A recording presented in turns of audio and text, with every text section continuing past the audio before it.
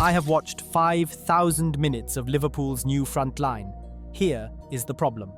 I've just spent over 5,000 minutes watching Liverpool's new front line, every touch, every run, every finish. And trust me, there's a big problem that nobody's talking about. On paper, it looks like Arne Slot has been handed a dream attack.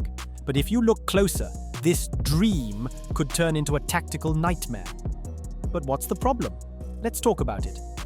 Last season gave us a clear picture of what this front line can do at its best. We saw Salah dominate the right side as if it were his by a personal playground.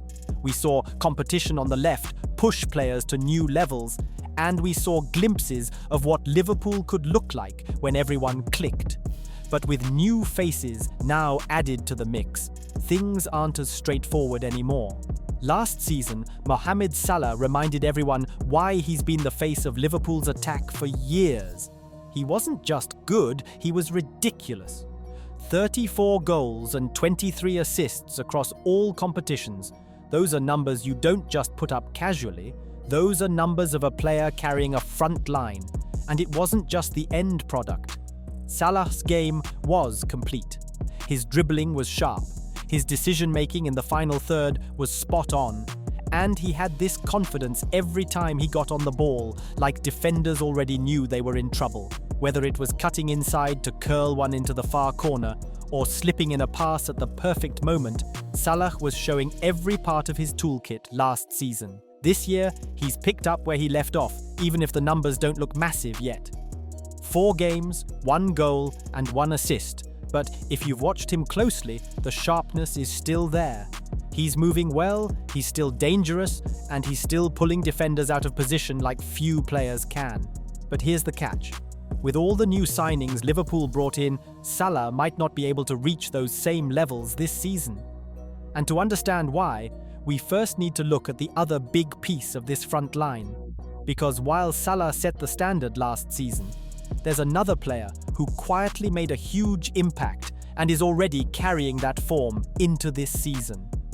While Salah was the star of the show last season, Cody Gakpo was the one who quietly made a big statement. He wasn't always first choice because he had to battle Luis Diaz for that left-hand side, but whenever Klopp turned to him, he showed why he belongs at this level. 18 goals and 7 assists.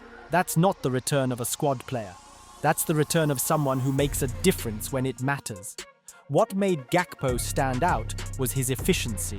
He didn't need 5 or 6 chances to get on the score sheet. He was clinical, he was direct, and he gave Liverpool balance on the left whenever he played. His movement off the ball was smart, his link-up with midfield was underrated, and he looked more confident with every stretch of games he got. Fast forward to this season, and he's already carrying that same energy. 4 games in, he's on 1 goal and 2 assists. It's not just the numbers though. You can see the sharpness, the aggression, and that hunger to finally own the left flank. This feels like the season where Gakpo could step out from rotation duty and become a guaranteed starter. But here's the thing, the new signings could change everything for him.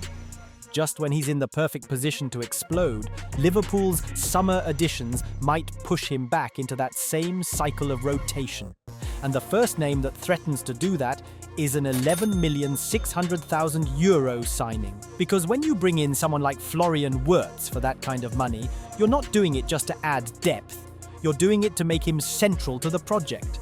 Now let's talk about the real shake-up, the new arrivals. Liverpool didn't just dip into the market. They went all out to refresh this front line. Before we continue, I'd like to ask you a small favor. If you enjoy this content, please take a second to like this video and subscribe to the channel. Over 95% of you watch the videos without subscribing. Imagine what we could accomplish if everyone subscribed. It costs you nothing, but it makes a huge difference to us. So, done it yet? Great, thank you. And now let's move on. Let's begin with Florian Wirtz. Liverpool paid €116 million to get him from Bayer Leverkusen, and that fee alone tells you everything you need to know. You don't pay that kind of money for rotation. You pay it for someone who is meant to be central to the project. And if you've watched Wirtz over the past 2 seasons, you know exactly why. At Leverkusen, under Xabi Alonso, he was the hub of everything creative. He's not just a midfielder who passes the ball sideways. He dictates tempo, he drives at defenders, and he has that ability to make a defense-splitting pass when nobody else sees it. Statistically, he's a monster. Over 43 goals and assists in the Bundesliga. At his age, that's rare. But beyond the numbers, it's the eye test.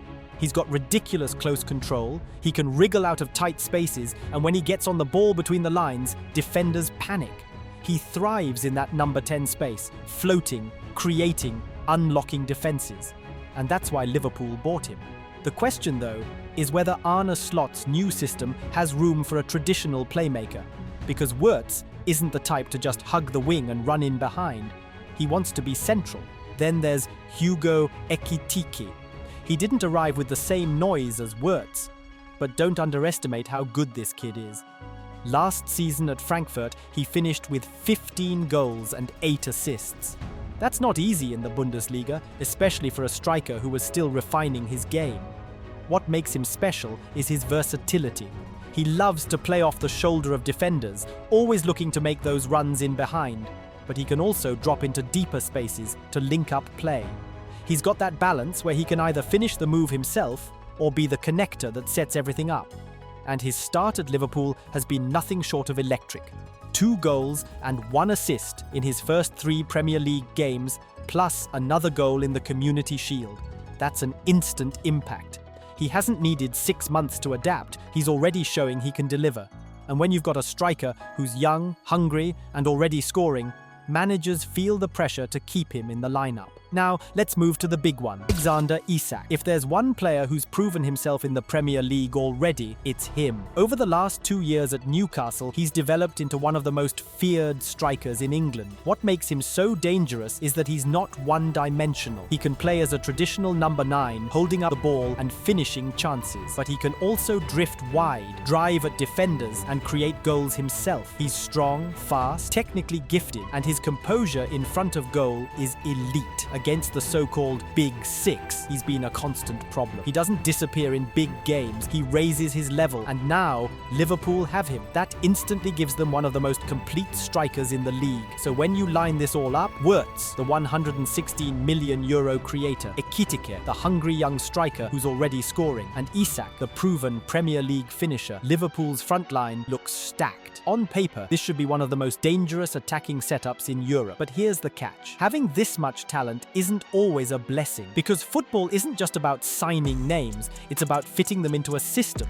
and that's where Arne Slot has a real problem on his hands. How do you give minutes to Wirtz, Ekitike, Isak, Salah and Gakpo without unbalancing the team? And this is where the excitement of new signings turns into a real headache for Arne Slot. Because as good as Wirtz, Ekitike and Isak are, the real question isn't about their quality. It's about how you fit them into a system that already has Salah and Gakpo performing at such a high level. Slot has always favored balance and structure in his teams. He doesn't usually throw 2 natural strikers onto the pitch together. But Liverpool now have 2 players, Isak and Ekitike, who are both central strikers by nature, and both are far too good to be sitting on the bench for long stretches. So how do you play them at the same time without breaking the system? One obvious solution is to shift into a 4-4-2 with both Ekitike and Isak leading the line. On paper, that sounds like a dream strike partnership. Isak's ability to create his own shot out of nothing, combined with Ekitike's pace and instinct to run in behind. But the reality is that this shape comes with big costs.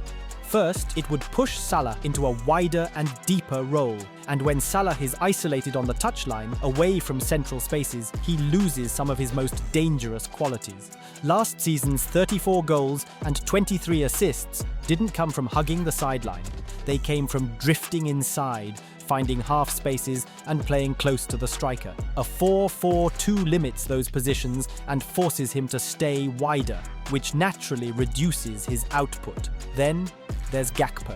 In a two-striker system, there's no clear role for a creative forward like him. He thrives when he can float inside from the left, combine with midfield, and arrive late in the box. But if you're forcing him wide to keep shape, he becomes predictable. And if you bench him, you're losing one of the players who carried form from last season into this one. Wirtz is another complication. He was signed for 116 million euros to be the creative hub, but a 4-4-2 doesn't really use a traditional number 10. That means he either gets shifted to the left, where, yes, he had a lot of touches for Leverkusen, but it also restricts his freedom to drift and dictate play centrally. Instead of being the one pulling strings, he risks being just another body on the flank, which wastes what he does best. And here's the other layer. Defensively, playing with two strikers leaves Liverpool more open. If Isak and Ekitike are both high up the pitch, the wide players, Salah and possibly Wirtz or Gakpo, have to drop deeper to protect the fullbacks. That kills their attacking threat and makes the system much less fluid. It's exactly the kind of structural issue Slot usually avoids. Here's the thing. Liverpool already have a system that works. We saw it last season with Salah dominating the right, Gakpo competing on the left, and a balance that allowed the midfield and fullbacks to push into the right spaces. There's no real reason to rip all of that up just to fit every new signing on the pitch at the same time. The research makes it clear, trying to force Isak and Ekitike into one lineup could create more problems than solutions. Playing two strikers together doesn't just push Salah wider, it also forces Wirtz out of his best role and leaves Gakpo without a natural position. And the bigger issue? It leaves Liverpool more vulnerable defensively. When your attackers can't press or drop into shape properly, the whole team loses balance. Slot knows this, and it's exactly why he's never been the type of coach to sacrifice structure just to play names. Instead, the smarter move is rotation. Use Isak when you're up against a deep defensive block, because he can create something out of nothing. Use Ekitike when you want to exploit space in behind, because his runs stretch defenses, and with Salah and Gakpo, let them continue in roles where we already know they can deliver.